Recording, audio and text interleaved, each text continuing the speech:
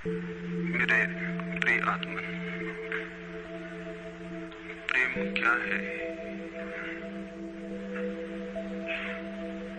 जीना और जानना तो आसान है, लेकिन कहना बहुत कठिन है।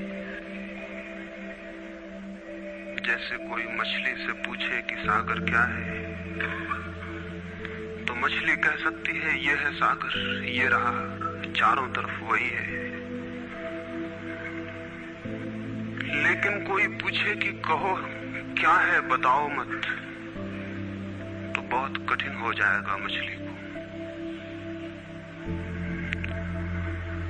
आदमी के जीवन में भी जो श्रेष्ठ है, सुंदर है और सत्य है, उसे जिया जा सकता है, जाना जा सकता है, हुआ जा सकता है, लेकिन कहना बहुत मुश्किल है। और दुर्घटना और दुर्भाग्य यह है कि जिसमें जिया जाना चाहिए, जिसमें हुआ जाना चाहिए, उसके संबंध में मनुष्य जाति 5-6 हजार वर्ष से केवल बातें कर रही है। प्रेम की बात चल रही है, प्रेम के गीत गाए जा रहे हैं, प्रेम के भजन गाए जा रहे हैं, और प्रेम का मनुष्य के जीवन में कोई स्थान नहीं है। अगर आदमी के भीतर खोजने जाएं तो प्रेम से ज्यादा असत्य शब्द दूसरा नहीं मिलेगा। और जिन लोगों ने प्रेम को असत्य सिद्ध कर दिया है और जिन्होंने प्रेम की समस्त धाराओं को अवरुद्ध कर दिया है, और बड़ा दुर्भाग्य यह है कि लोग समझते हैं वे ही प्रेम के जन्मदाता भी हैं।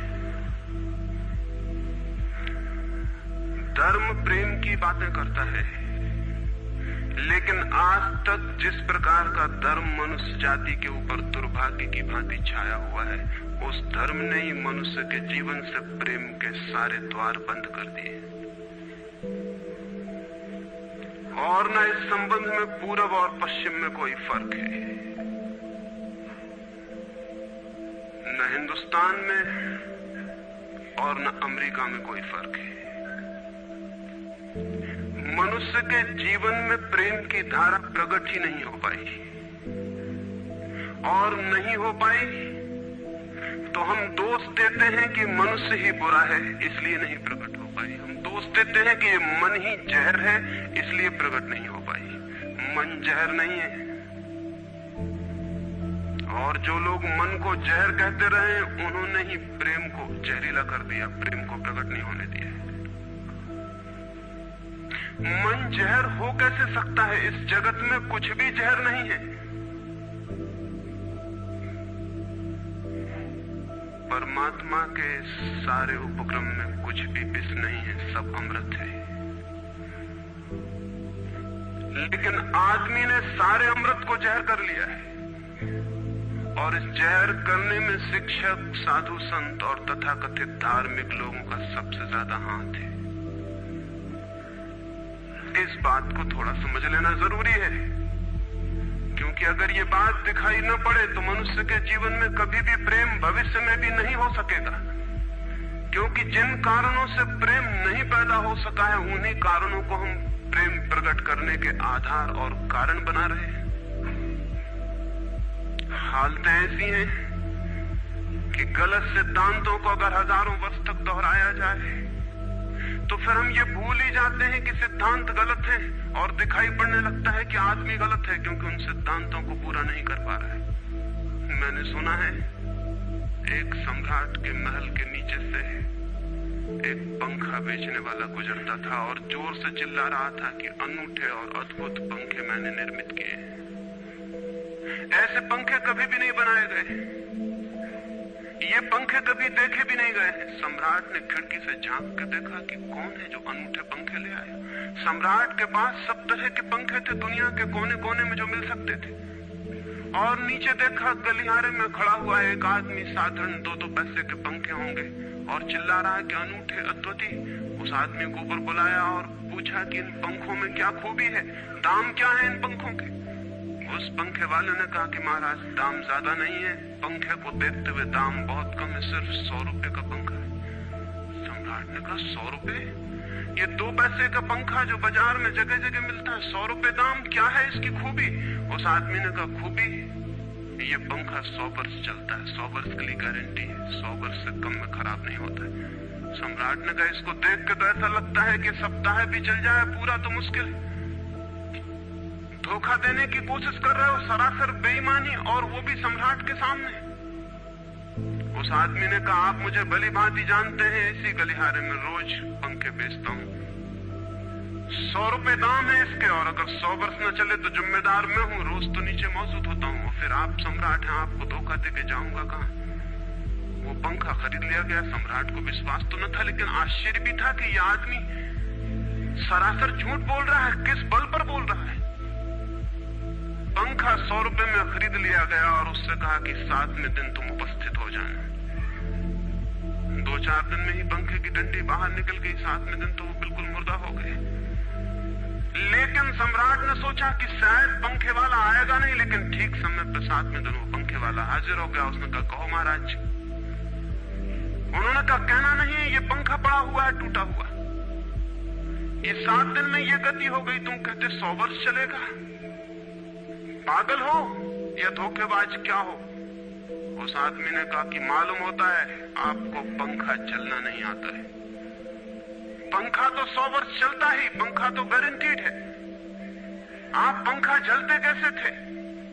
सम्राट ने कहा और भी सुनो, अब मुझे ये भी सीखना पड़ेगा कि पंखा कैसे किया जाता है।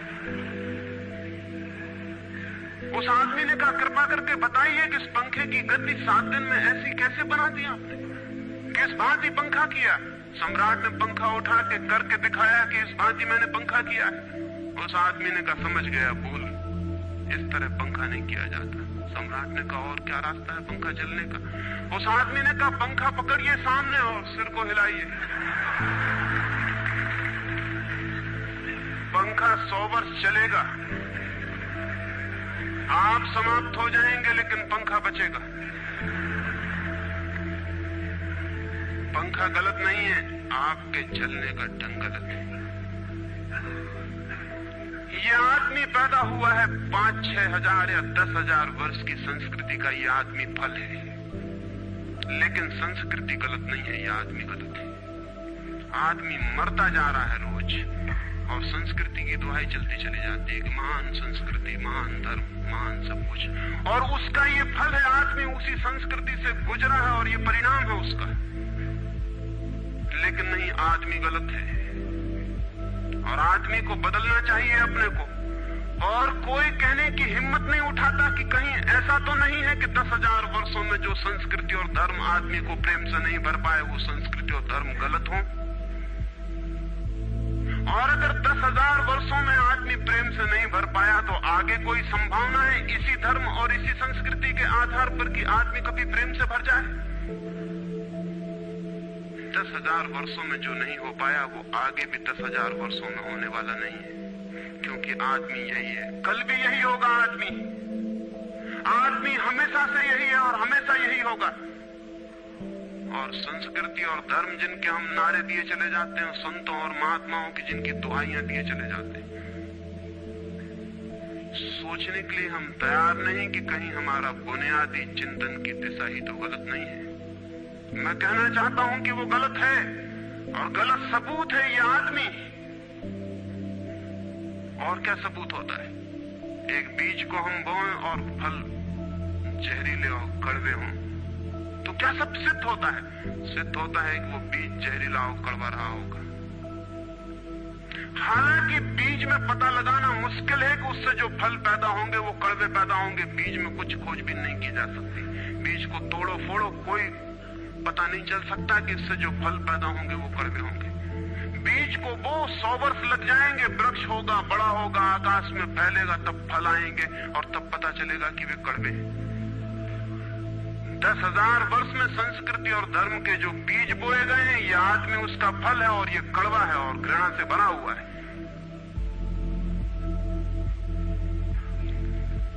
लेकिन उसी की दुहाई दिए चले जाते हैं हम और सोचते हैं उससे प्रेम हो जाए। मैं आपसे कहना चाहता हूं उससे प्रेम नहीं हो सकता है, क्योंकि प्रेम के पैदा होने की जो बुनियादी संभावना है, धर्मों ने उसकी ही हत्या कर दी है और उसमें ही जहर घोल दिया है। मनुष्य से भी ज्यादा प्रेम पशुओं और पक्षियों में और पौधों में दिखाई पड़ता है, जिनके पास न कोई संस्कृति है न कोई धर्म है। संस्कृत और सुसंस्कृत और सभ्य मनुष्यों की बजाय असभ्य और जंगल के आदमी में ज्यादा प्रेम दिखाई पड़ता है, जिसके पास न कोई विकसित धर्म है, न कोई सभ्यता है, न कोई संस्कृति है।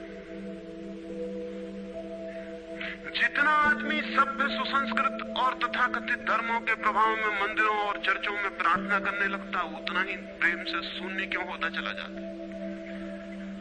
जरूर कुछ कारण है, और दो कारणों पर मैं विचार करना चाहता हूं। अगर वे ख्याल में आ जाएं, तो प्रेम के अवरुद्ध स्रोत टूट सकते हैं और प्रेम की गंगा बह सकती है। वो हर आदमी के भीतर है, उसे कहीं से लाना नहीं है। प्रेम कोई ऐसी बात नहीं है कि कहीं खोजने जाना है उसे, वो है, वो प्राणों की प्यास है हर एक के भीतर, वो प्राणों की सुगंध है प्रत्येक के भीतर, लेकिन चारों तरफ से परकोटा है उसके और वो प्रकट नहीं हो पाती। सब तरफ पत्थर की दीवार है और वो झरने नहीं फूट पाते। तो प्रेम की खोज और प्रेम की साधना कोई पॉजिटिव, कोई विधायक खोज और साधना नहीं है कि हम जाएं और कहीं प्रेम सीख लें। एक मूर्तिकार एक पत्थर को तोड़ रहा था, कोई देखने गया था कि मूर्ति कैसे बनाई जाती है। उसने देखा कि मूर्ति तो बिल्कुल नहीं बनाई जा रही, सिर्फ छेनी और हथौड़े से पत्थर तोड़ा जा रहा है। तो उस आदमी ने पूछा कि आप क्या कर रहे हैं, मूर्ति नहीं बनाएंगे? मैं तो मूर्ति का बनना देखने आया हूं, आप तो सिर्फ पत्थर तोड़ रहे हैं। उस मूर्तिकार ने कहा कि मूर्ति तो पत्थर के भीतर छिपी है, उसे बनाने की जरूरत नहीं है, सिर्फ उसके ऊपर जो व्यर्थ पत्थर जुड़ा है उसे अलग कर देने की जरूरत है और मूर्ति प्रकट हो जाएगी। मूर्ति बनाई नहीं जाती, मूर्ति सिर्फ आविष्कृत होती है, डिस्कवर होती है, अनावृत होती है, उगाड़ी जाती है। मनुष्य के भीतर प्रेम छिपा है, सिर्फ उगाड़ने की बात है, उसे पैदा करने का सवाल नहीं है, अनावृत करने की बात है। कुछ है जो हमने ऊपर से ओढ़ा हुआ है, जो उसे प्रकट नहीं होने देता। एक चिकित्सक से जाके आप पूछें कि स्वास्थ्य क्या है,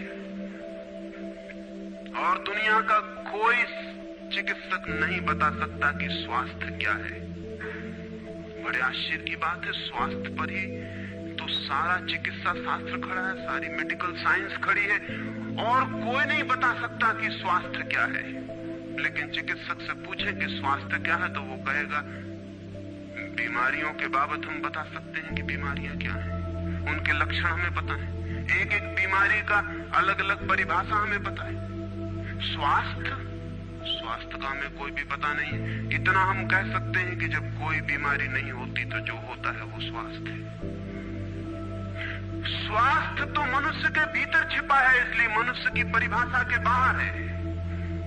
बीमारी बाहर से आती है, इसलिए बाहर से परिभाषा की जा सकती है। स्वास्थ्य भीतर से आता है, उसकी कोई परिभाषा नहीं की जा सकती। इतना ही हम कह सकते हैं कि बीमारियों का अभाव स्वास्थ्य है। लेकिन ये स्वास्थ्य की कहां परिभाषा हुई? स्वास्थ्य के संबंध में तो हमने कुछ भी ना कहा कि बीमारियां नहीं है, तो बीमारियों के संबंध में कहा। सच ये है कि स्वास्थ्य पैदा नहीं करना होता, या तो छिप जाता है बीमारियों में, या बीमारियां हट जाती हैं तो प्रकट हो जाता है। स्वास्थ्य हम में है, स्वास्थ्य हमारा स्वभाव है, प्रेम हम में है, प्रेम हमारा स्वभाव है। इसलिए ये बात गलत है कि मनुष्य को समझाया जाए कि तुम प्रेम पैदा करो। सोचना यह है कि प्रेम पैदा क्यों नहीं हो पा रहा है, बाधा क्या है, अड़चन क्या है, कहां रुकावट डाल दी गई। अगर कोई भी रुकावट ना हो तो प्रेम प्रकट होगा ही, उसे सिखाने की और समझाने की कोई भी जरूरत नहीं है। अगर मनुष्य के ऊपर गलत संस्कृति और गलत संस्कार की धाराएं और बाधाएं न हो तो हर आदमी प्रेम को उपलब्ध होगा ही, ये अनिवार्यता है। प्रेम से कोई बच ही नहीं सकता, प्रेम स्वभाव है।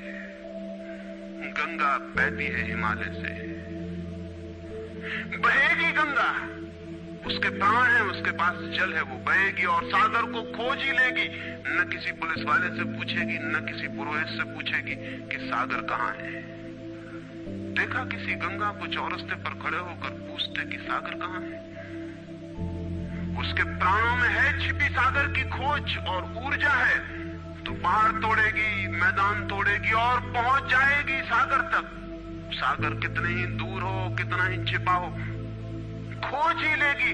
और कोई रास्ता नहीं है, कोई गाइड बुक नहीं है कि जिससे पता लगा ले कि कहां से जाना है, लेकिन पहुंच जाती है।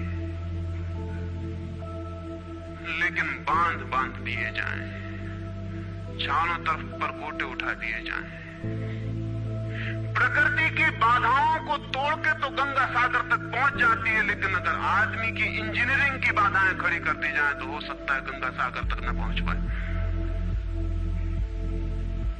ये भेद समझ लेना जरूरी है। प्रकृति की कोई भी बाधा असल में बाधा नहीं है, इसलिए गंगा सागर तक पहुंच जाती है, हिमालय को काट के पहुंच जाती है।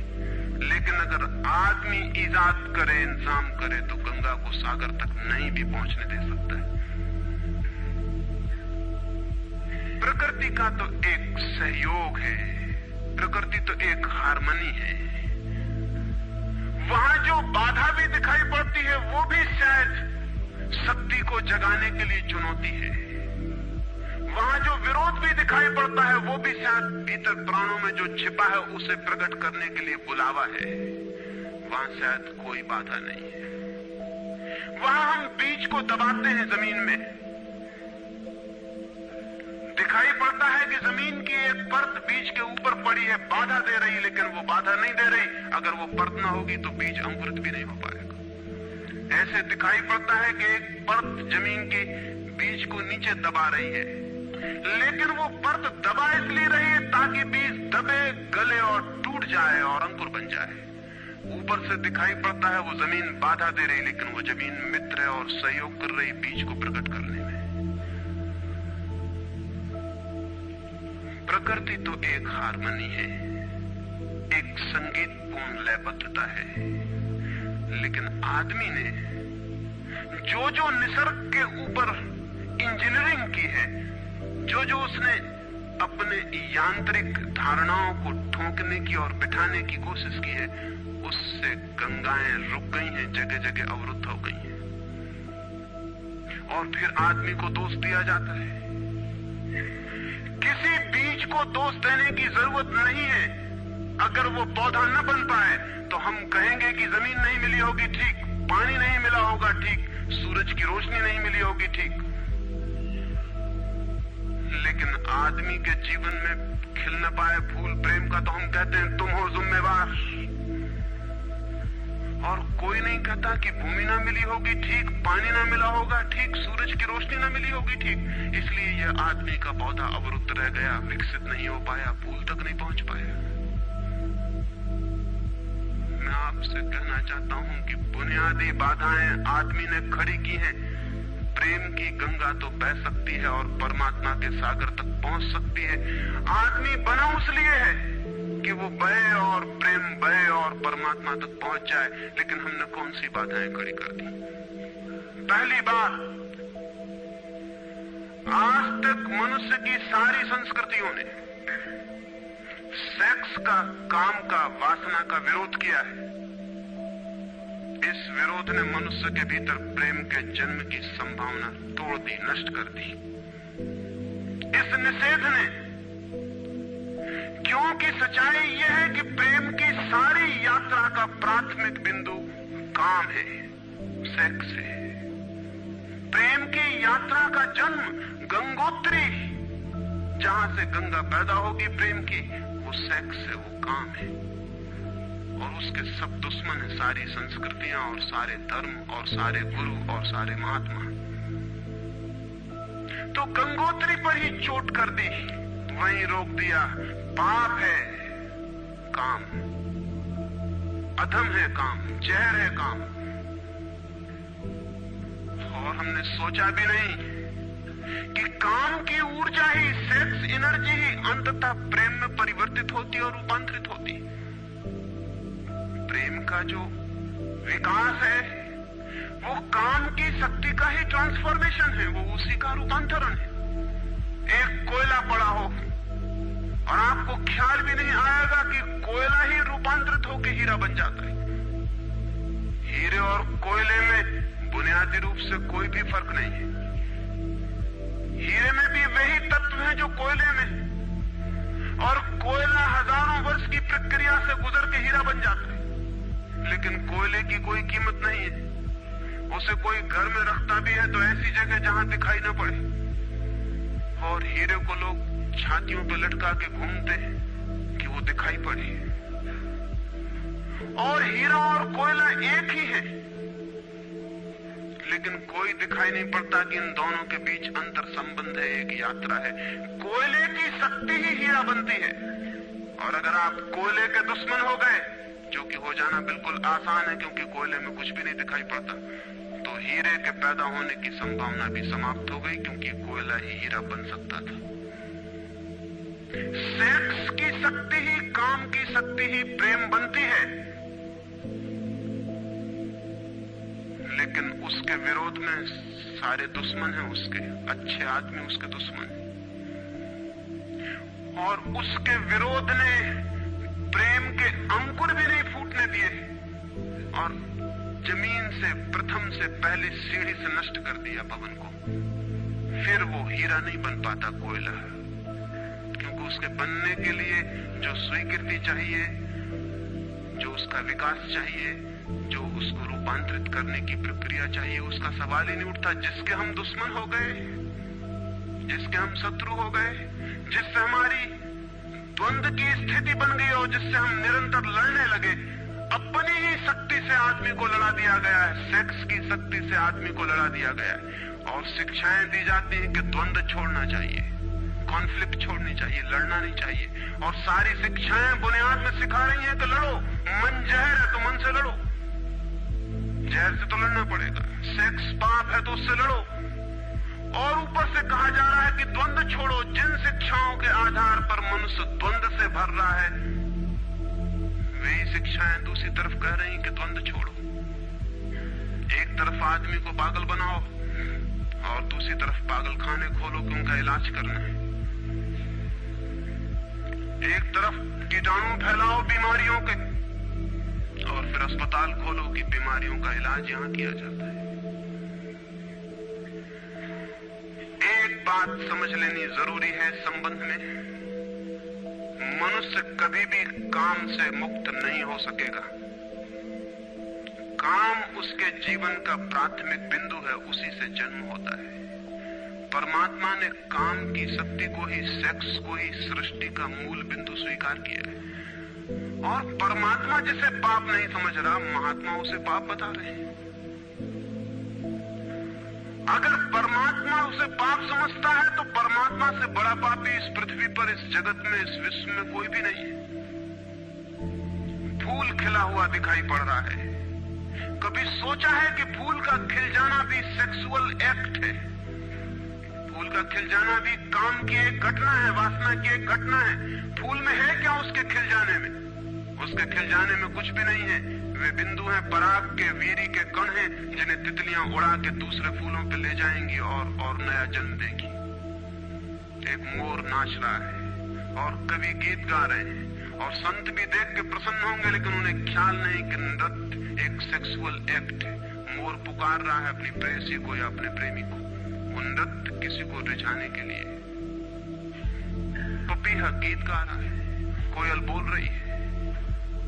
एक आदमी जवान हो गया है, एक युवती सुंदर होकर विकसित हो गई है। वो सब की सब सेक्सुअल एनर्जी की अभिव्यक्तियां हैं। वो सब का सब काम का ही रूपांतरण है। वो सब का सब काम की ही अभिव्यक्ति, काम की ही अभिव्यंजना है। सारा जीवन, सारी अभिव्यक्ति, सारी फ्लावरिंग काम की है। और उस काम के खिलाफ संस्कृति और धर्म आदमी के मन में जहर डाल रहे हैं, उससे लड़ाने की कोशिश कर रहे हैं। मौलिक शक्ति से मनुष्य को उलझा दिया है लड़ने के लिए, इसलिए मनुष्य दीनहीन, प्रेम से रिक्त और थोथा और नाकुछ हो गया है। काम से लड़ना नहीं है, काम के साथ मैत्री स्थापित करनी है और काम की धारा को और ऊंचाइयों तक ले जाना है। किसी ऋषि ने किसी वधू को 9 वर और वधू को आशीर्वाद देते हुए कहा था कि तेरे 10 पुत्र पैदा हों और अंततः तेरा पति तेरा 11वां पुत्र हो जाए।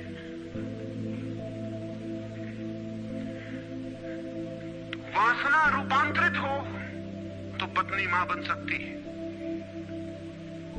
वासना रूपांतरित हो तो काम प्रेम बन सकता है, लेकिन काम ही प्रेम बनता है। काम की ऊर्जा ही प्रेम की ऊर्जा में विकसित होती है, फलित होती है। लेकिन हमने मनुष्य को भर दिया है काम के विरोध में। इसका परिणाम यह हुआ कि प्रेम तो पैदा नहीं हो सका, क्योंकि वो तो आगे का विकास था, काम की स्वीकृति से आता। प्रेम तो विकसित नहीं हुआ और काम के विरोध में खड़े होने के कारण मनुष्य का चित्त ज्यादा से ज्यादा कामुक और सेक्सुअल होता चला गया।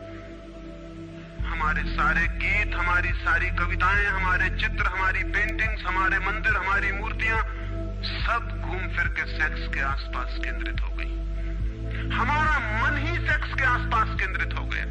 इस जगत में कोई भी पशु मनुष्य की भांति सेक्सुअल नहीं है। मनुष्य 24 घंटे सेक्सुअल हो गया। उठते बैठते सोते जागते सेक्स ही सब कुछ हो गया। उसके प्राण में एक घाव हो गया, विरोध के कारण, दुश्मनी के कारण, शत्रुता के कारण। जो जीवन का मूल था उससे मुक्त तो हुआ नहीं जा सकता था, लेकिन उससे लड़ने की चेष्टा में सारा जीवन रुग्ण जरूर हो सकता था, वो रुग्ण हो गया है। और ये जो मनुष्य जाति इतनी ज्यादा कामुक दिखाई पड़ रही है, इसके पीछे तथाकथित धर्मों और संस्कृति का बुनियादी हाथ है। इसके पीछे बुरे लोगों का नहीं, सज्जनों और संतों का हाथ है। और जब तक मनुष्य जाति सज्जनों और संतों के इस अनाचार से मुक्त नहीं होती, तब तक प्रेम के विकास की कोई संभावना नहीं। मुझे एक घटना याद आती है। एक फकीर अपने घर से निकला था, किसी मित्र के पास मिलने जा रहा है। निकला है कि घोड़े पर उसका चढ़ा हुआ एक बचपन का दोस्त घर आके सामने खड़ा हो गया। उसने कहा कि दोस्त तुम घर पे रुको, वर्षों से प्रतीक्षा करता था कि तुम आओगे तो बैठेंगे और बात करेंगे, और दुर्भाग्य कि मुझे किसी मित्र से मिलने जाना है। मैं वचन दे चुका हूं तो मैं वहां जाऊंगा, घंटे भर में जल्दी से जल्दी लौट आऊंगा, तब तक तुम विश्राम करो। उसके मित्र ने कहा कि मुझे तो चैन नहीं है, अच्छा होगा कि मैं तुम्हारे साथ ही चला चलूं। लेकिन उसने कहा कि मेरे कपड़े सब गंदे हो गए धूल से रास्ते की, अगर तुम्हारे पास कुछ अच्छा कपड़ा हो तो मुझे दे दो, तो मैं डाल लूं और साथ हो जाऊं। निश्चित था उस फकीर के पास किसी सम्राटनों से बहुमूल्य कोट, एक पगड़ी और धोती भेंट की थी। उसने संभाल के रखी थी, कभी जरूरत पड़ेगी तो पहनूंगा। वो जरूरत नहीं आई थी, निकाल के ले आया। खुशी में मित्र ने जब पहन ली तब उसे थोड़ी ईर्ष्या पैदा हुई। मित्र ने पहन के तो मित्र सम्राट मालूम होने लगा। बहुमूल्य कोट था, पगड़ी थी, धोती थी, शानदार जूते थे, और उसके सामने वो फकीर बिल्कुल ही नौकर चाकर दीनहीन दिखाई पड़ने लगा। उसने सोचा है तो बड़ा मुश्किल हुआ है, तो बड़ा गलत हुआ। जिनके घर में ले जाऊंगा ध्यान इस पर जाएगा, मुझ पर किसी का भी ध्यान जाएगा नहीं। अपने ही कपड़े, और आज अपने ही कपड़ों के कारण मैं दीनहीन हो जाऊंगा। लेकिन बार बार मन को समझाया कि मैं फकीर हूं, आत्मा परमात्मा की बात करने वाला, क्या रखा है कोट में पगड़ी में, छोड़ो, पहने रहने तो कितना फर्क पड़ता है। लेकिन जितना समझाने की कोशिश की कि कोट पगड़ी में क्या रखा है, कोट पगड़ी ही उसके मन में घूमने लगी। मित्र दूसरी बात करने लगा, लेकिन वो भीतर तो, ऊपर तो कुछ और दूसरी बातें कर रहा है, लेकिन वहां उसका मन नहीं है। भीतर उसे बस कोट और पगड़ी। रास्ते पर जो भी आदमी देखता है उसको कोई भी नहीं देखता, मित्र की तरफ सबकी आंखें जाती। वो बड़ा मुश्किल में पड़ गया कि तो आज अपनी भूल कर ली, अपने हाथ से भूल कर ली। जिनके घर जाना था वहां पहुंचा, जाके परिचय दिया कि मेरे मित्र हैं जमाल, बचपन के दोस्त हैं, बहुत प्यारे आदमी हैं। और फिर अचानक अनजाने मुंह से निकल गया कि रह गए कपड़े सो कपड़े मेरे हैं। क्योंकि मित्र भी जिनके घर गए थे वो भी उसके कपड़ों को देख रहे थे, और भीतर उसके चल रहा था कोट पगड़ी, मेरी कोट पगड़ी, और उन्हीं की वजह से मैं परेशान हो रहा हूं। निकल गया मुंह से कि रह गए कपड़े मेरे। मित्र भी हैरान हुआ, घर के लोग भी हैरान हुए कि क्या पागलपन की बात है, ख्याल उसको भी आया बोल जाने के बाद, तब पछताया कि तो भूल हो गई। पछताया तो और दबाया अपने मन को, बाहर निकल के क्षमा मांगने लगा कि क्षमा कर दो, बड़ी गलती हो गई। मित्र ने कहा मैं तो हैरान हुआ कि तुमसे निकल कैसे गया। उसने कहा कि कुछ नहीं, सिर्फ जवान की चूक हो गई। हालांकि जवान की चूक कभी भी नहीं होती है, भीतर कुछ चलता होता है तो कभी कभी बेमौके जवान से निकल जाता है, चूक कभी नहीं होती। माफ कर दो, भूल हो गई। कैसे ये ख्याल आ गया कुछ समझ में नहीं आता। हालांकि पूरी तरह समझ में आ रहा था कि ख्याल कैसे आया। दूसरे मित्र के घर गए। अब वो तय करता रहा रास्ते में कि अब चाहे कुछ भी हो जाए, ये नहीं कहना है कि कपड़े मेरे हैं। पक्का कर लेना है अपने मन को। घर के द्वार पर उसने जाके बिल्कुल दृढ़ संकल्प कर लिया कि ये बात नहीं उठानी कि कपड़े मेरे हैं। लेकिन उस पागल को पता नहीं कि जितना वो दृढ़ संकल्प कर रहा है इस बात का, वो दृढ़ संकल्प बता रहा है इस बात को कि उतने ही जोर से उसके भीतर ये भावना घर कर रही कि कपड़े मेरे। आखिर दृढ़ संकल्प किया क्यों जाता है? एक आदमी कहता है कि मैं ब्रह्मचर्य का दृढ़ व्रत लेता हूँ, उसका मतलब है उसके भीतर कामुकता दृढ़ता से धक्के मार रही। नहीं तो और कारण क्या है? एक आदमी कहता है कि मैं कसम खाता हूँ कि आज से कम खाना खाऊंगा, उसका मतलब ये है कि कसम खानी पड़ रही, ज्यादा खाने का मन है उसका। और तब अनिवार्य रूप में द्वंद्व पैदा होता है। जिससे हम लड़ना चाहते हैं वही हमारी कमजोरी है, और तब द्वंद्व पैदा हो जाना स्वाभाविक है। वो लड़ता हुआ दरवाजे के भीतर गया, संभल के बोला कि मेरे मित्र हैं, लेकिन जब वो बोल रहा है तब उसको कोई नहीं देख रहा, उसके मित्र कोई उस घर के लोग देख रहे हैं। तब फिर उसे ख्याल आया कि मेरा कोट, मेरी पगड़ी। उसने कहा कि दृढ़ता से कसम खाई, इसकी बात नहीं उठानी। मेरा क्या है कपड़ा लत्ता?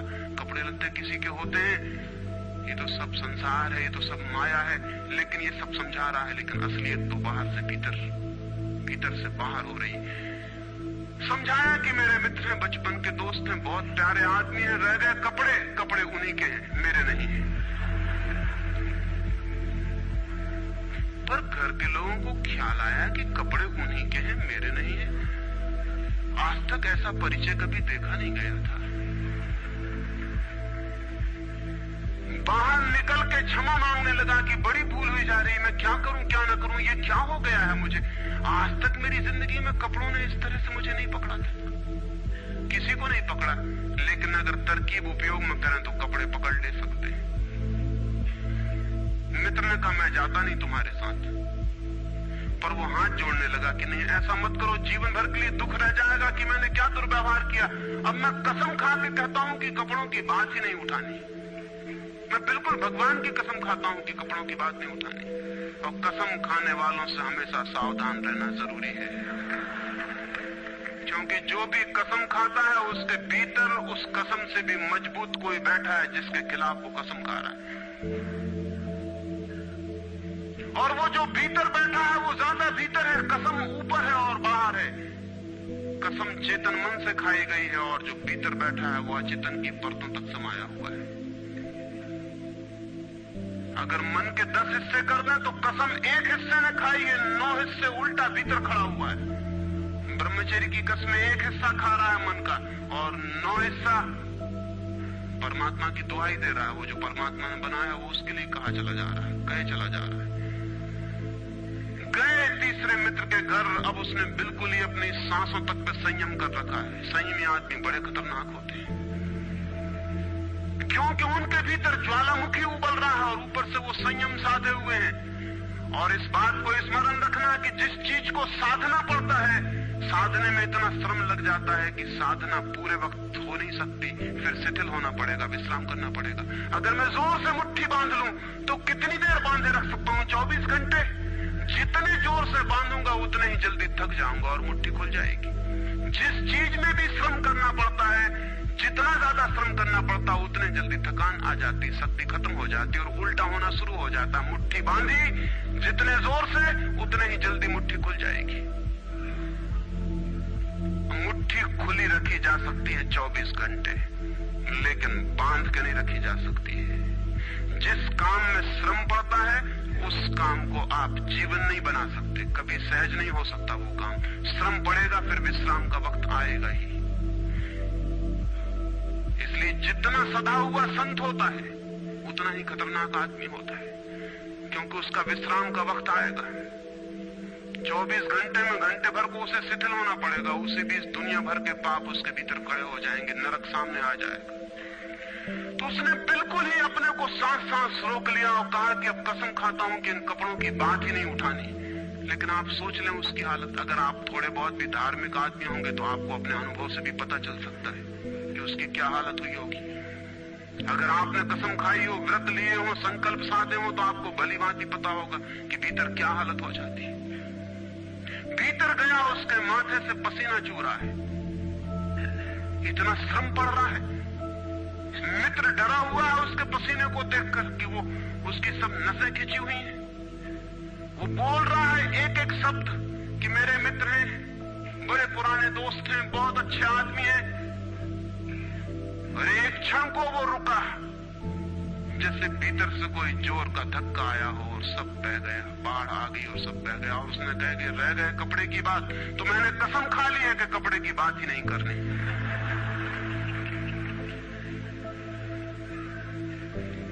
ये जो इस आदमी के साथ हुआ वो पूरी मनुष्य जाति के साथ सेक्स के संबंध में हो गया है। सेक्स को ऑब्सेशन बना दिया, सेक्स को रोग बना दिया, घाव बना दिया और सब विषाक्त कर दिया, सब विषाक्त कर दिया। छोटे छोटे बच्चों को समझाया जा रहा कि सेक्स पाप है, लड़कियों को समझाया जा रहा, लड़कों को समझाया जा रहा कि सेक्स पाप है। फिर ये लड़की जवान होगी, ये लड़का जवान होगा, इनकी शादियां होंगी और सेक्स की दुनिया शुरू होगी और इन दोनों के भीतर ये भाव है कि ये पाप है। और फिर कहा जाएगा स्त्री को कि पति को परमात्मा मान। जो पाप में ले जा रहा उसको परमात्मा कैसे माना जा सकता है? ये कैसे संभव है कि जो पाप में घसीट रहा है वो परमात्मा हो? और उस लड़के को कहा जाएगा, उस युवक को कहा जाएगा कि तेरी पत्नी है, तेरी साथनी है, तेरी संगी है। लेकिन जो नरक में ले जा रही, शास्त्रों में लिखा कि स्त्री नरक का द्वार है। ये नरक का द्वार, संगी और साथनी, ये मेरा आधा अंग, ये नरक की तरफ जाता हुआ आधा अंग मेरा, ये इसके साथ कौन सा सामंजस्य बन सकता है? सारे दुनिया का दाम्पत्य जीवन नष्ट किया है इस शिक्षा ने। और जब दंपति का जीवन नष्ट हो जाए तो प्रेम की कोई संभावना नहीं रही। क्योंकि जब पति और पत्नी प्रेम न कर सके एक दूसरे को, जो कि अत्यंत सहज और नैसर्गिक प्रेम है, तो फिर कौन और किसको प्रेम कर सकेगा? इस प्रेम को बढ़ाया जा सकता है कि पत्नी और पति का प्रेम इतना विकसित हो, इतना उदात्त हो, इतना ऊंचा बने कि धीरे धीरे बांध तोड़ दे और दूसरों तक फैल जाए। ये हो सकता है, लेकिन इसको समाप्त ही कर दिया जाए, तोड़ ही दिया जाए, विषाक्त कर दिया जाए तो फैलेगा क्या, बढ़ेगा क्या? रामानुज एक गांव में ठहरे थे और एक आदमी ने आके कहा कि मुझे परमात्मा को पाना है। तो उन्होंने कहा कि तूने कभी किसी को प्रेम किया है? उस आदमी ने कहा इस झंझट में मैं कभी पड़ा ही नहीं, प्रेम वगैरह की झंझट मैंने की, मुझे तो परमात्मा को खोजना है। रामानुज ने कहा तूने कभी झंझट ही नहीं की प्रेम की? उसने कहा मैं बिल्कुल सच कहता हूं आपसे। और बेचारा ठीक ही कह रहा था, क्योंकि धर्म की दुनिया में प्रेम एक डिस्क्वालिफिकेशन, एक अयोग्यता है। तो उसने सोचा कि अगर मैं कहूं किसी को प्रेम किया तो वो कहेंगे भी प्रेम प्रेम छोड़, ये राजमार्ग छोड़, अभी अगर पहले इन सबको छोड़ के आ तब इधर आना। तो उस बेचारे ने किया भी हो तो वो कहता गया कि मैंने नहीं किया, नहीं किया। ऐसा कौन आदमी होगा जिसने थोड़ा बहुत प्रेम नहीं किया हो? रामानुज ने तीसरी बार पूछा कि तू कुछ तो बता, थोड़ा बहुत भी, कभी भी किसी को? उसने कहा माफ करिए, आप क्यों बात बात वही बात पूछे चले जा रहे हैं? मैंने प्रेम की तरफ आंख उठा के नहीं देखा, मुझे तो परमात्मा को खोजना है। तो रामानुज ने कहा मुझे क्षमा कर, तू कहीं और खोज, क्योंकि मेरा अनुभव यह है कि अगर तूने किसी को प्रेम किया हो तो उस प्रेम को फिर इतना बड़ा जरूर किया जा सकता है कि वो परमात्मा तक पहुंच जाए। लेकिन अगर तूने प्रेम ही नहीं किया तो तेरे पास कुछ है ही नहीं जिसको बड़ा किया जा सके। बीज ही नहीं है तेरे पास जो वृक्ष बन सके। तो तू जा कहीं और पूछ। और जब पति और पत्नी में प्रेम ना हो, जिस पत्नी ने अपने पति को प्रेम ना किया हो और जिस पति ने अपनी पत्नी को प्रेम ना किया हो, वे बेटों को, बच्चों को प्रेम कर सकते हैं तो आप गलती में हैं। पत्नी उसी मात्रा में बेटे को प्रेम करेगी जिस मात्रा में उसने अपने पति को प्रेम किया है, क्योंकि ये बेटा पति का ही फल है, उसका ही प्रतिफलन है, उसका ही रिफ्लेक्शन है। ये इस बेटे के प्रति जो प्रेम होने वाला है वो उतना ही होगा जितना उसने पति को चाहा और प्रेम किया हो। ये पति की ही मूर्ति है जो फिर नई होकर वापस लौट आई है। अगर पति के प्रति प्रेम नहीं है तो बेटे के प्रति प्रेम सच्चा कभी भी नहीं हो सकता। और अगर बेटे को प्रेम नहीं किया गया, पालना पोसना और बड़ा कर देना प्रेम नहीं है, तो बेटा मां को कैसे प्रेम कर सकता है, बाप को कैसे प्रेम कर सकता है?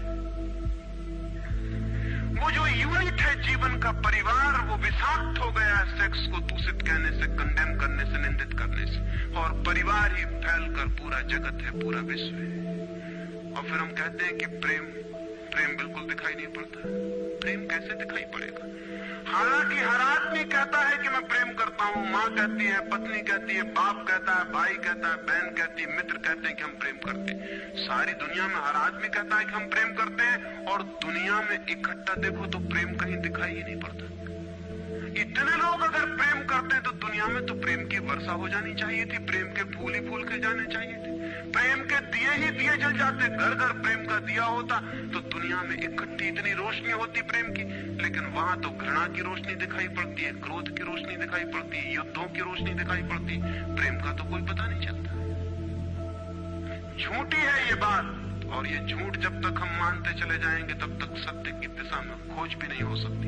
कोई किसी को प्रेम नहीं कर रहा है, और जब तक काम के निसर्ग को परिपूर्ण आत्मा से स्वीकृति नहीं मिलती तब तक कोई किसी को प्रेम कर भी नहीं सकता है। मैं आपसे कहना चाहता हूं कि काम दिव्य है, डिवाइन है। सेक्स की शक्ति परमात्मा की शक्ति है, ईश्वर की शक्ति है। इसीलिए तो उससे ऊर्जा पैदा होती है और नया जीवन विकसित होता है। वही तो सबसे रहस्यपूर्ण शक्ति है, वही तो सबसे ज्यादा मिस्टीरियस फोर्स है। उससे दुश्मनी छोड़ दें। अगर आप चाहते हैं कि कभी आपके जीवन में प्रेम की वर्षा हो जाए, उससे दुश्मनी छोड़ दें, उसे आनंद से स्वीकार करें, उसकी पवित्रता को स्वीकार करें, उसकी धन्यता को स्वीकार करें, और खोजें उसमें और गहरे, तो आप हैरान हो जाएंगे। जितनी पवित्रता से काम की स्वीकृति होगी उतना ही काम पवित्र होता चला जाता है, और जितनी अपवित्रता और पाप की दृष्टि से काम से विरोध होगा, काम उतना ही पापपूर्ण और कुरूप होता चला जाता है। जब कोई अपनी पत्नी के पास ऐसे जाए जैसे कोई मंदिर के पास जाता है, जब कोई पत्नी अपने पति के पास ऐसे जाए जैसे सच में कोई परमात्मा के पास जाता है, क्योंकि जब दो प्रेमी काम से निकट आते हैं, जब वे संभोग से गुजरते हैं, तब सच में ही वे परमात्मा के मंदिर के निकट से गुजर रहे हैं। वहीं परमात्मा काम कर रहा है उनकी उस निकटता में, वहीं परमात्मा की सृजन शक्ति काम कर रही है। और मेरी अपनी दृष्टि यह है कि मनुष्य को समाधि का, ध्यान का जो पहला अनुभव मिला हो कभी भी मनुष्य के इतिहास में, तो वो संभोग के क्षण में मिला है और कभी नहीं। संभोग के क्षण में ही पहली बार ये स्मरण आया है आदमी को कि इतने आनंद की वर्षा हो सकती है। और जिन्होंने सोचा, जिन्होंने मेडिटेट किया, जिन लोगों ने काम के संबंध पर और मैथुन पर चिंतन किया और ध्यान किया, उन्हें यह दिखाई पड़ा कि काम के क्षण में, मैथुन के क्षण में, संभोग के क्षण में मन विचारों से शून्य हो जाता है। एक क्षण को मन के सारे विचार रुक जाते हैं, और वो विचारों का रुक जाना और वो मन का ठहर जाना ही आनंद की वर्षा का कारण होता है। तब उन्हें सीक्रेट मिल गया, राज मिल गया कि अगर मन को विचारों से मुक्त किया जा सके किसी और विधि से भी, तो भी इतना ही आनंद मिल सकता है। और तब समाधि और योग की सारी व्यवस्थाएं विकसित हुई, जिनमें ध्यान और सामायिक और मेडिटेशन और प्रेयर, इनकी सारी व्यवस्थाएं विकसित हुई। इन सब के मूल में संभोग का अनुभव है। और फिर मनुष्य को अनुभव हुआ कि बिना संभोग में जाए भी चित्त शून्य हो सकता है, और जो रस की अनुभूति संभोग में हुई थी वो बिना संभोग के भी बरस सकती है। फिर संभोग क्षणिक हो सकता है, क्योंकि शक्ति और ऊर्जा का वो निकास और बहाव है, लेकिन ध्यान सतत हो सकता है। तो मैं आपसे कहना चाहता हूं कि एक युगल संभोग के क्षण में जिस आनंद को अनुभव करता है, एक योगी 24 घंटे उस आनंद को अनुभव करने लगता है। लेकिन इन दोनों आनंदों में बुनियादी विरोध नहीं है, और इसलिए जिन्होंने कहा कि विषयानंद और ब्रह्मानंद भाई भाई हैं, उन्होंने जरूर सत्य कहा है। वे सहोदर हैं, एक ही उदर से पैदा हुए हैं, एक ही अनुभव से विकसित हुए, उन्होंने निश्चित ही सत्य कहा है। तो पहला सूत्र आपसे कहना चाहता हूं, अगर चाहते हैं कि पता चले कि प्रेम तत्व क्या है, तो पहला सूत्र है काम की पवित्रता, दिव्यता, उसकी ईश्वरीय अनुभूति की स्वीकृति, उसको परम हृदय से, पूर्ण हृदय से अंगीकार। और आप हैरान हो जाएंगे, जितने परिपूर्ण हृदय से काम की स्वीकृति होगी, उतने ही आप काम से मुक्त होते चले जाएंगे। जितना अस्वीकार होता है, उतने ही हम बंधते हैं, जैसा वो फकीर कपड़ों से बंध गया। जितना स्वीकार होता है, उतने हम मुक्त होते हैं। अगर परिपूर्ण स्वीकार है, टोटल एक्सेप्टेबिलिटी है जीवन का जो निसर्ग है उसकी, तो आप पाएंगे कि वो परिपूर्ण स्वीकृति को मैं आस्तिकता कहता हूं, वही आस्तिकता व्यक्ति को मुक्त करती है। नास्तिक मैं उनको कहता हूं जो जीवन के निसर्ग का अस्वीकार करते हैं, निषेध करते हैं। ये बुरा है, ये पाप है, ये विष है, ये छोड़ो, ये छोड़ो, ये छोड़ो।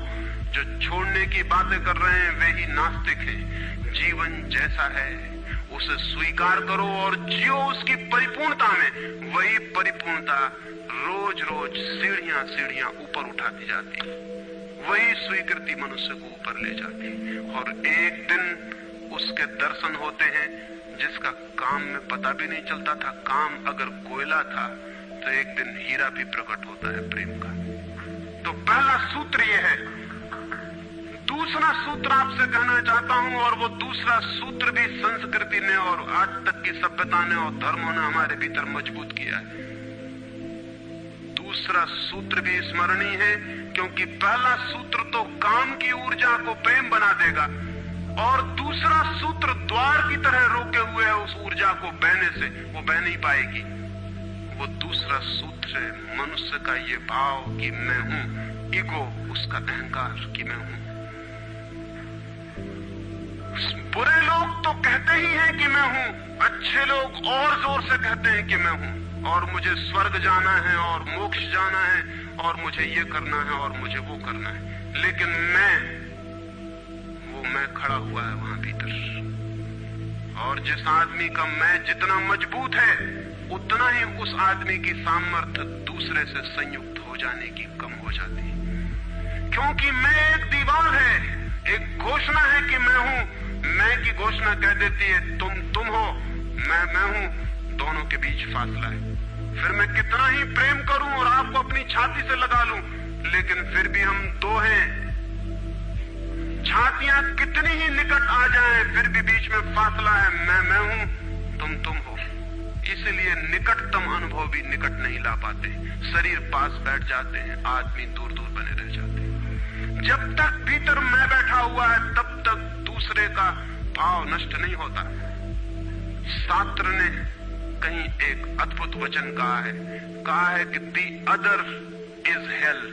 वो जो दूसरा है वही नरक है। लेकिन शास्त्र ने ये नहीं कहा कि why the other is other. वो दूसरा क्यों है? वो दूसरा इसलिए है कि मैं हूं, और जब तक मैं हूं तब तक दुनिया में हर चीज दूसरी है, अन्य है, भिन्न है। और जब तक भिन्नता है तब तक प्रेम का अनुभव नहीं हो सकता। प्रेम है एकात्म का अनुभव।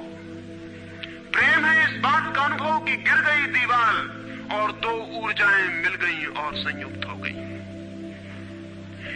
प्रेम है इस बात का अनुभव कि एक व्यक्ति और दूसरे व्यक्ति की सारी दीवारें गिर गई और प्राण संयुक्त हुए, मिले और एक हो गए। जब यही अनुभव एक व्यक्ति और समस्त के बीच फलित होता है तो उस अनुभव को मैं कहता हूं परमात्मा, और जब दो व्यक्तियों के बीच फलित होता है तो उसे मैं कहता हूं प्रेम। अगर मेरे और किसी दूसरे व्यक्ति के बीच ये अनुभव फलित हो जाए कि हमारी दीवारें गिर जाएं, हम किसी भीतर के तल पर एक हो जाएं, एक संगीत, एक धारा, एक प्राण, तो ये अनुभव है प्रेम। और अगर ऐसा ही अनुभव मेरे और समस्त के बीच घटित हो जाए कि मैं विलीन हो जाऊं और सब और मैं एक हो जाऊं, तो ये अनुभव है परमात्मा। इसलिए मैं कहता हूं प्रेम है सीढ़ी और परमात्मा है उस यात्रा की अंतिम मंजिल। ये कैसे संभव है कि दूसरा मिट जाए? जब तक मैं न मिटूं तब तक दूसरा कैसे मिट सकता है? वो दूसरा पैदा किया है मेरे मैं की प्रतिध्वनि ने। जितने जोर से मैं चिल्लाता हूं कि मैं, उतने ही जोर से वो दूसरा पैदा हो जाता है। वो दूसरी प्रतिध्वनि है, उस तरफ इको हो रही मेरे मैं की। और ये अहंकार, ये ईगो द्वार पर दीवार बन के खड़ी है। और मैं है क्या? कभी सोचा आपने कि ये मैं है क्या? आपका हाथ है मैं, आपका पैर है, आपका मस्तिष्क है, आपका हृदय है, क्या है आपका मैं? अगर आप एक क्षण भी शांत होकर भीतर खोजने जाएंगे कि कहां है मैं, कौन सी चीज है मैं, तो आप एकदम हैरान रह जाएंगे। भीतर कोई मैं खोजे से मिलने को नहीं। जितना गहरा खोजेंगे उतना ही पाएंगे भीतर एक सन्नाटा और शून्य है। वहां कोई आई नहीं, वहां कोई मैं नहीं, वहां कोई ईगो नहीं। एक भिक्षु नागसेन को एक सम्राट मिलिंद ने निमंत्रण दिया था कि तुम आओ दरबार में। तो जो राजदूत गया था निमंत्रण देने, उसने नागसेन को कहा कि भिक्षु नागसेन, आपको बुलाया है सम्राट मिलिंद ने, मैं निमंत्रण देने आया हूं। तो नागसेन कहने लगा मैं चलूंगा जरूर, लेकिन एक बात विनय कर दूं, पहले ही कह दूं कि भिक्षु नागसेन जैसा कोई है नहीं। ये केवल एक नाम है, काम चलाऊ नाम है। आप कहते हैं तो मैं चलूंगा जरूर, लेकिन ऐसा कोई आदमी कहीं है नहीं। राजदूत ने जाके सम्राट को कह दिया कि बड़ा अजीब आदमी है वो कहने लगा कि मैं चलूंगा जरूर, लेकिन ध्यान रहे कि भिक्षु नागसेन जैसा कहीं कोई है नहीं, ये केवल एक काम चलाऊ नाम है। सम्राट ने कहा अजीब सी बात है, जब वो कहता है मैं चलूंगा, आएगा वो आया भी रथ पर बैठकर। सम्राट ने द्वार पर स्वागत किया और कहा भिक्षु नागसेन हम स्वागत करते हैं आपका। वो हंसने लगा, उसने कहा कि स्वागत स्वीकार करता हूं, लेकिन स्मरण रहे भिक्षु नागसेन जैसा कोई है नहीं। सम्राट कहने लगा बड़ी पहेली की बातें करते हैं आप। अगर आप नहीं हैं तो कौन है? कौन आया है यहाँ? कौन स्वीकार कर रहा है स्वागत? कौन दे रहा है उत्तर? नागसेन मुड़ा और उसने कहा कि देखते हैं सम्राट मिलिंद, ये रथ खड़ा है जिस पर मैं आया। सम्राट ने कहा ये रथ है। तो भिक्षु नागसेन पूछने लगा, घोड़ों को निकाल के अलग कर लिया जाए। घोड़े अलग कर लिए गए और उसने पूछा सम्राट से ये घोड़े रथ हैं? सम्राट ने कहा घोड़े कैसे रथ हो सकते हैं? घोड़े अलग कर दिए गए। सामने के डंडे जिनसे घोड़े बंधे थे खिंचवा लिए गए। उसने पूछा कि ये रथ हैं? सिर्फ दो डंडे कैसे रथ हो सकते हैं? डंडे अलग कर दिए गए। चाक निकलवा लिए और कहा ये रथ है। सम्राट ने कहा ये चाक है, ये रथ नहीं है। और एक एक अंग रथ का निकलता चला गया और एक एक अंग पर सम्राट को कहना पड़ा कि नहीं ये रथ नहीं है। फिर आखिर पीछे शून्य बच गया, वहां कुछ भी ना बचा। भिक्षु नागसेन पूछने लगा रथ कहां है अब? रथ कहां है अब? और जितनी चीजें मैंने निकाली तुमने कहा ये भी रथ नहीं, ये भी रथ नहीं, ये भी रथ नहीं, अब रथ कहां है? तो सम्राट चौंक के खड़ा रह गया। रथ पीछे बचा भी नहीं था और जो चीजें निकल गई थी उनमें कोई रथ था भी नहीं। तो वो भिक्षु कहने लगा समझे आप, रथ एक जोड़ था। रथ कुछ चीजों का संग्रह मात्र था। रथ का अपना होना नहीं है कोई, ईगो नहीं है कोई। रथ एक जोड़ है। आप खोजे कहां है आपका मैं, और आप पाएंगे कि अनंत शक्तियों के एक जोड़ है। मैं कहीं भी नहीं है। और एक एक अंग आप सोचते चले जाएं तो एक एक अंग समाप्त होता चला जाता है, फिर पीछे शून्य रह जाता है। उसी शून्य से प्रेम का जन्म होता है, क्योंकि वो शून्य आप नहीं है, वो शून्य परमात्मा है। एक गांव में एक आदमी ने मछलियों की एक दुकान खोली थी, बड़ी दुकान थी। उस गांव में पहली दुकान थी, तो उसने एक बहुत खूबसूरत तख्ती बनवाई और उस पर लिखाया फ्रेश फिश सोल्ड हियर, यहाँ ताजी मछलियां बेची जाती। पहले दिन दुकान खुली और एक आदमी आया और कहने लगा फ्रेश फिश सोल्ड हियर, ताजी मछलियां, कहीं बासी मछलियां भी बेची जाती हैं? ताजी लिखने की क्या जरूरत? दुकानदार ने सोचा कि बात तो ठीक है, इससे और व्यर्थ बासे का भी ख्याल पैदा होता है। उसने फ्रेश अलग कर दिया, ताजा अलग कर दिया। तख्ती रह गई फिश सोल्ड हियर, मछलियां बेची जाती हैं, मछलियां यहां बेची जाती।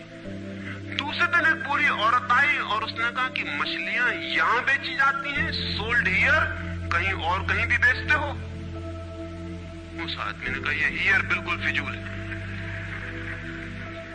उसने तख्ती पर एक शब्द और अलग कर दिया, रह गया फिश सोल्ड। तीसरे दिन एक आदमी आया, वो कहने लगा फिश सोल्ड, मछलियां बेची जाती हैं, मुफ्त भी देते हो क्या? आदमी ने कहा ये सोल्ड भी बेकार। उस सोल्ड को भी अलग कर दिया। अब रह गई वहां तख्ती फिश। एक बुढ़ा आया और कहने लगा फिश, अंधे को भी मील भर दूर से बांस मिल जाती है। ये तख्ती काहे के लिए लटकाई हुई है यहां? फिश भी चली गई, खाली तख्ती रह गई वहां। और एक आदमी आया और उसने कहा ये तख्ती किस लिए लगाई है, इससे दुकान पे आड़ पड़ती। वो तख्ती भी चली गई, वहां कुछ भी नहीं रह गया। इलिमिनेशन होता गया, एक एक चीज हटती चली गई, पीछे जो शेष रह गया शून्य। उस शून्य से प्रेम का जन्म होता है, क्योंकि उस शून्य में दूसरे के शून्य से मिलने की क्षमता है। सिर्फ शून्य ही शून्य से मिल सकता है और कोई नहीं। दो शून्य मिल सकते हैं, दो व्यक्ति नहीं, दो इंडिविजुअल नहीं मिल सकते, दो वैक्यूम, दो एम्प्टीनेस मिल सकते हैं, क्योंकि बाधा आप कोई भी नहीं, शून्य की कोई दीवार नहीं होती और हर चीज की दीवार होती है। तो दूसरी बात स्मरणीय है, व्यक्ति जब मिटता है नहीं रह जाता, पाता है कि हूं ही नहीं, जो है वो मैं नहीं हूं, जो है वो सब है। तब द्वार गिरता है, दीवार टूटती है और तब वो गंगा बहती है जो भीतर छिपी है और तैयार है। वो शून्य की प्रतीक्षा कर रही कि कोई शून्य हो जाए तो उससे बह उठूं। हम एक कुआं खोदते हैं, पानी भीतर है, पानी कहीं से लाना नहीं होता, लेकिन बीच में मिट्टी पत्थर पड़े हैं, उनको निकाल के बाहर कर देते हैं। करते क्या है हम? करते हैं हम एक शून्य बनाते हैं, एक खाली जगह बनाते हैं, एक एम्प्टीनेस बनाते हैं। कुआं खोदने का मतलब है खाली जगह बनाना, ताकि खाली जगह में जो भीतर छिपा हुआ पानी है वो प्रकट होने के लिए जगह पा जाए, स्पेस पा जाए। वो भीतर है, उसको जगह चाहिए प्रकट होने को, जगह नहीं मिल रही, भरा हुआ है कुआं मिट्टी पत्थर से। मिट्टी पत्थर हमने अलग कर दिए, वो पानी उबल के बाहर आ गया। आदमी के भीतर प्रेम भरा हुआ है, स्पेस चाहिए, जगह चाहिए जहां वो प्रकट हो जाए। और हम भरे हुए हैं अपने मैं से। हर आदमी चिल्लाए चला जा रहा है मैं, और स्मरण रखें जब तक आपकी आत्मा चिल्लाती है मैं, तब तक आप मिट्टी पत्थर से भरे हुए कुएं हैं। आपके कुएं में प्रेम के झरने नहीं फूटेंगे, नहीं फूट सकते। मैंने सुना है एक बहुत पुराना वृक्ष था, आकाश में सम्राट की तरह उसके हाथ फैले हुए थे। उस पर फूल आते थे तो दूर दूर से पक्षी सुगंध लेने आते, उस पर फल लगते थे तो तितलियां उड़ती। उसकी छाया, उसके फैले हाथ, हवाओं में उसका वो खड़ा रूप आकाश में बड़ा सुंदर था। एक छोटा बच्चा उसकी छाया में रोज खेलने आता था।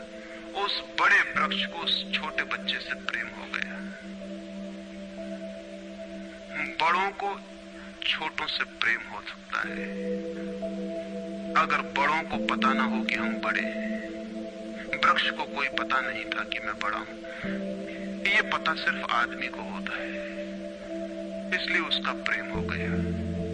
अहंकार हमेशा अपने से बड़ों को प्रेम करने की कोशिश करता है। अहंकार हमेशा अपने से बड़ों से संबंध जोड़ता है।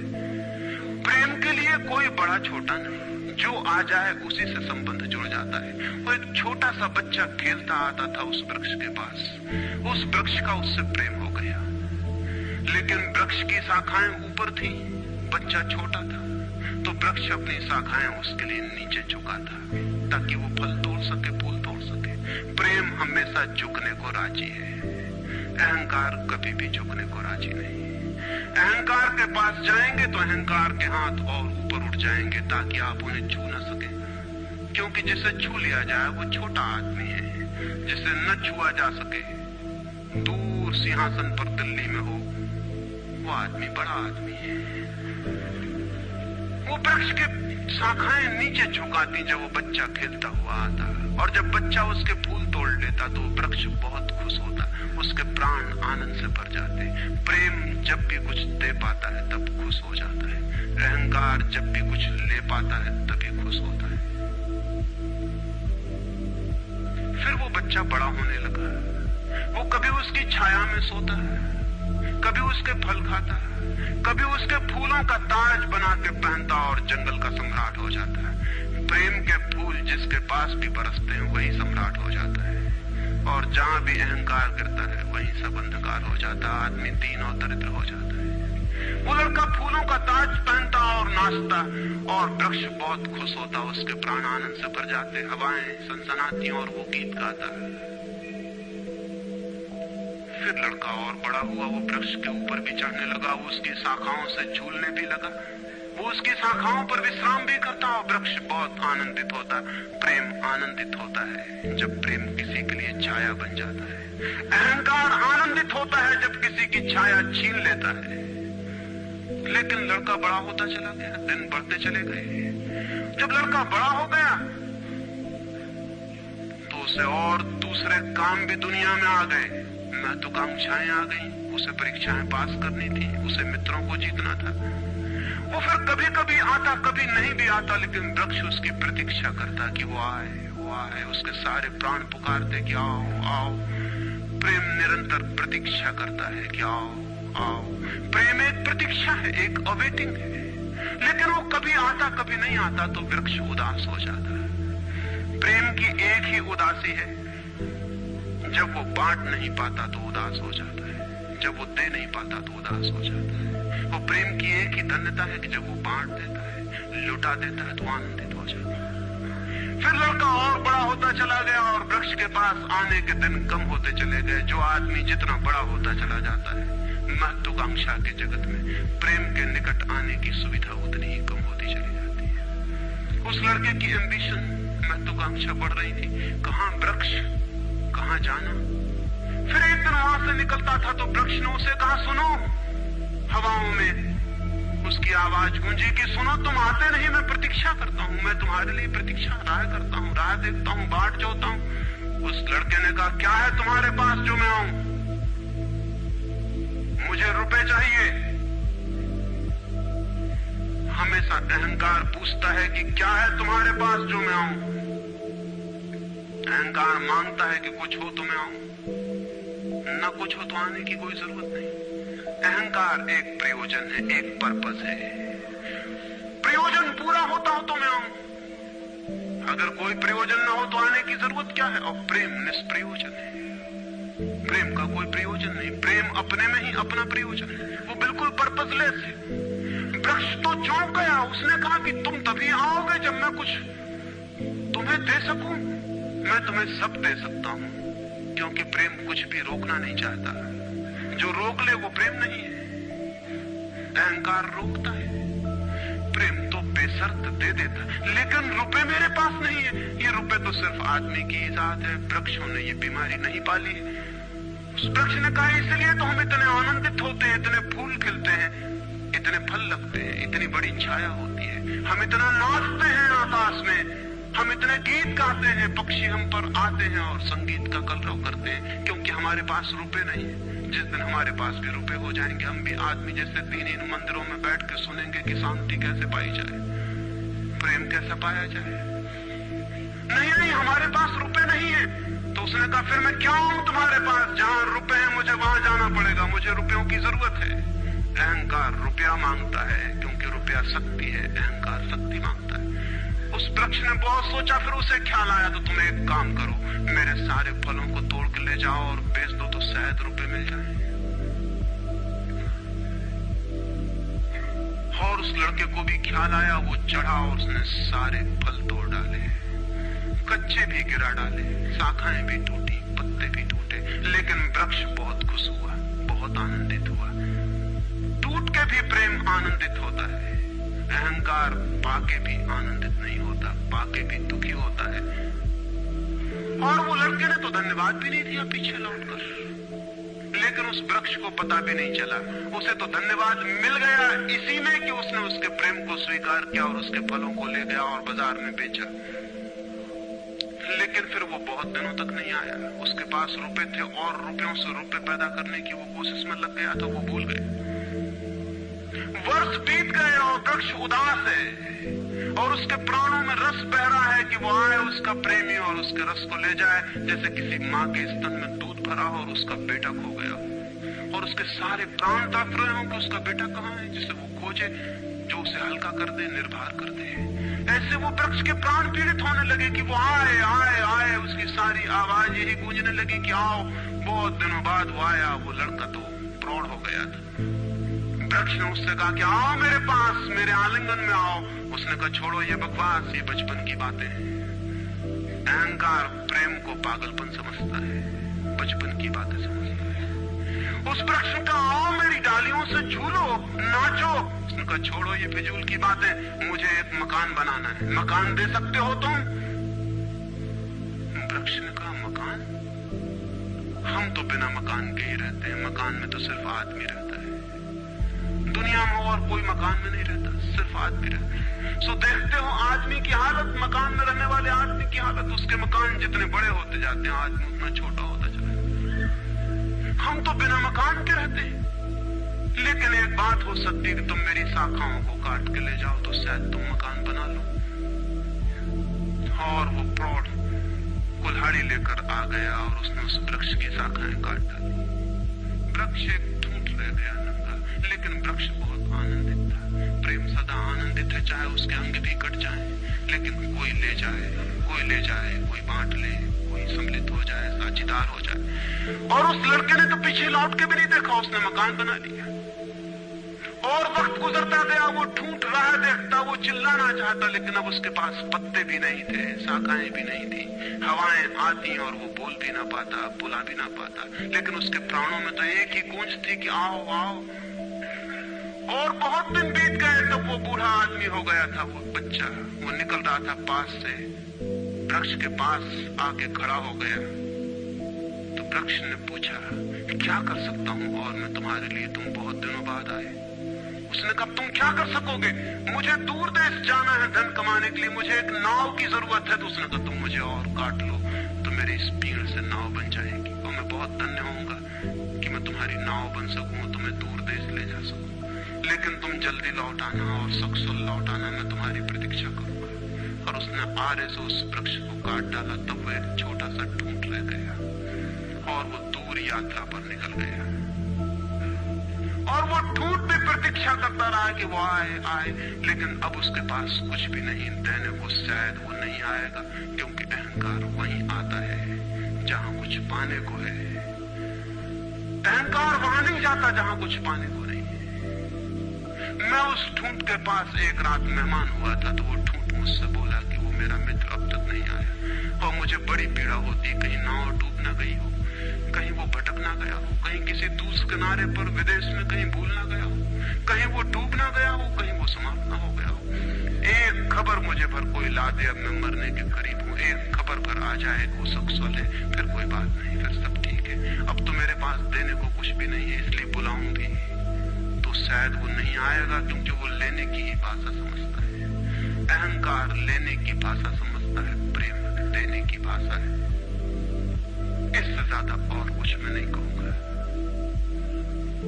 जीवन एक ऐसा वृक्ष बन जाए और उस वृक्ष की शाखाएं अनंत तक फैल जाएं, सब उसकी छाया में हो और सब तक उसकी बाह फैल जाए, तो पता चल सकता है कि प्रेम क्या है। प्रेम का कोई शास्त्र नहीं है, न कोई परिभाषा है, न प्रेम का कोई सिद्धांत है। तो मैं बहुत हैरानी में था कि क्या कहूंगा आपसे कि प्रेम क्या है, तो बताना मुश्किल है। आके बैठ सकता हूं, अगर मेरी आंखों में दिखाई पड़ जाए तो दिखाई पड़ सकता है, अगर मेरे हाथों में दिखाई पड़ जाए तो दिखाई पड़ सकता है। मैं कह सकता हूं ये है प्रेम, लेकिन प्रेम क्या है? अगर मेरी आंख में न दिखाई पड़े, मेरे हाथ में न दिखाई पड़े, तो शब्दों से बिल्कुल भी दिखाई नहीं पड़ सकता है कि प्रेम क्या है। मेरी बातों को इतने प्रेम और शांति से सुना, उससे बहुत बहुत अनुग्रहित हूं और अंत में सबके भीतर बैठे परमात्मा को प्रणाम करता हूं। मेरे प्रणाम स्वीकार।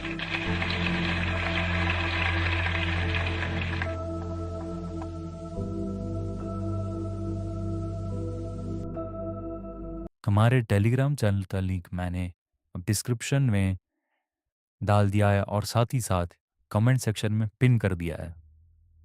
आप उस टेलीग्राम चैनल को ज़रूर ज्वाइन करिए, ताकि अगर ये कॉपीराइट क्लेम की वजह से ये चैनल हमारा हट भी जाता है तो भी आपको ओशो की सारी वीडियोस इंटरस्टेलर बैकग्राउंड म्यूजिक के साथ मिलती रहे। हमने ओशो की जितनी भी वीडियोस थी, डिस्कोर्सेस थे, उनको बैकग्राउंड म्यूजिक के साथ टेलीग्राम चैनल पे अपलोड कर दिया है। आप एक छोटी सी पेमेंट करके उस चैनल को ज्वाइन कर लेना, ताकि आपको सारी वीडियोस मिलती रहे।